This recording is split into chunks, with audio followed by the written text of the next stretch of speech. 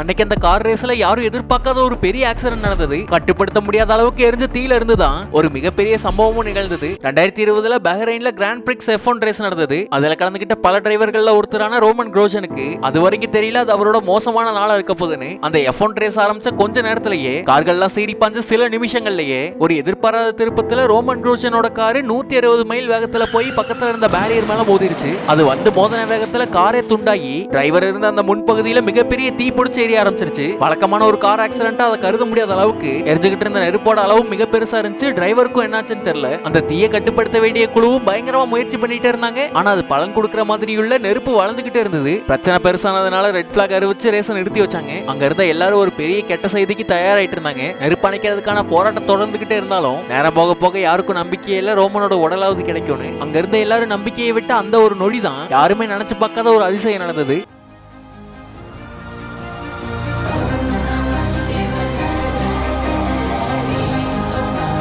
பெரிய லெவல்ல பத்தி எரிஞ்ச அந்த நெருப்புல இருந்து எகிரி குதிச்சு வெளியே வந்தாரு டிரைவர் குரோஷன். காரையே 2 துண்டாக்குன அந்த ஒரு ஆக்சிடென்ட்ல இருந்து தப்பிச்சதோட மட்டும் இல்லாம அவ்வளவு நேரம் பத்தி எரிஞ்ச தீயில இருந்தும் மனுஷன் பெரிய காயங்கள் இல்லாம வெளியே வந்தாரு. அதை கவனிச்சிட்டு இருந்த மொத்த F1 உலகத்துக்கும் அதிர்ச்சி. ஆம்புலன்ஸுக்கு அவர் எடுத்துட்டு போறதுக்காக ஸ்ட்ரக்சரை கொண்டு வரும்போது கூட அதை தவிர்த்துட்டு நடந்தே போனாரு. அவருக்கு எதுவும் ஆகலைங்கிறது எல்லாருக்கும் தெரிய வைக்கணுங்கிறதுக்காக. அந்த ஆக்சிடென்ட்டுக்கு அப்புறமா குரோஷன் கொடுத்த ஒரு பேட்டியில சாவுல இருந்து அவர் திரும்பி வந்த காரணத்தை சொல்லியிருப்பாரு. நான் என் குழந்தைங்களை பத்தி யோசிச்சு பார்த்தேன். அதுக்கப்புறம் நான் முடிவு பண்ணேன் இன்னைக்கு நான் சாக மாட்டேன்னு.